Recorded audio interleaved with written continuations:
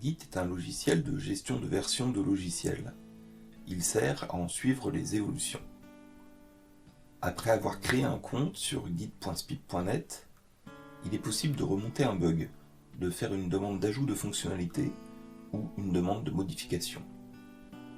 Pour cela, vous pouvez rechercher l'élément concerné, un plugin, un squelette ou un site communautaire, dans la barre de recherche ou dans Projet.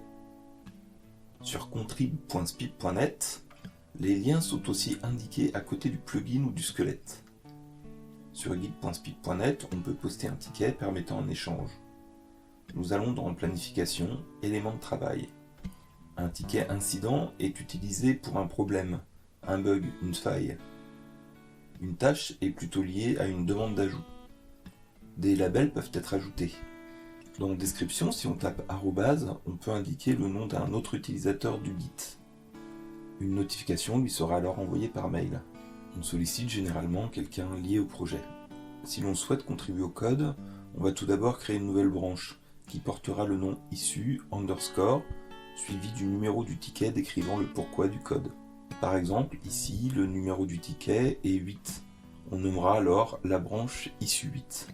On édite alors le code de la branche concernée. Pour cela, on peut travailler en distant ou sur le site en modifiant un ou plusieurs fichiers.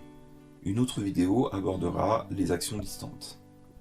Une fois la modification faite, on demande alors à la prendre en compte pour la fusionner au projet. Pour cela, nous allons dans Code, Requête de fusion pour créer une nouvelle requête. On sélectionne la source, notre modification, et la cible, le projet actuel. On indique un titre et une description, suivant un protocole affiché sur le site de SPIP. La description, aussi appelée commit, a des spécifications, propres aux conventions de Git. La première partie indique le type de commit. Cela peut être une modification, une correction de problème, un ajout de fonctionnalité, etc. La deuxième partie indique le numéro du ticket rédigé préalablement auquel le changement de code se réfère. Pour la partie core, qui est le cœur du fonctionnement de SPIP, la validation se fait par 2 personnes, ou par le responsable du projet. Pour les autres parties, comme les plugins ou les squelettes, la validation peut se faire par une seule personne, dont le responsable du projet. S'il n'y a pas de réaction, on peut contacter quelqu'un en le pingant en mettant le commentaire arrobase plus le nom de la personne comme nous l'avons vu précédemment.